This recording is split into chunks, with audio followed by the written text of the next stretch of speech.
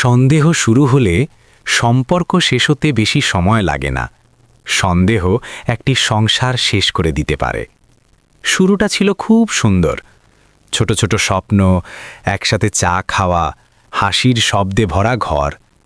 তারপর একদিন সন্দেহ ঢুকল। কারো একটা ফোন, কারো একটা দেরি করে ফেরা, কারো একটা ভুল বোঝা কথা। প্রমাণ ছিল না, কিন্তু প্রশ্ন ছিল। কার সাথে কথা বলছিলে?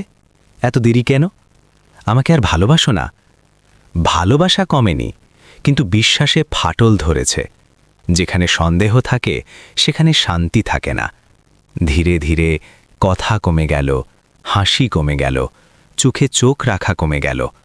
শেষে বুঝল তারা কেউ কাউকে ঠকায়নি, তবু সম্পর্কটা ভেঙে গেছে। কারণ সন্দেহ প্রমাণ চায় না, সন্দেহ শুধু দূরত্ব বাড়ায়। সংসার ভাঙতে সবসময় ভুল লাগে না, একটু সন্দেহই যথেষ্ট।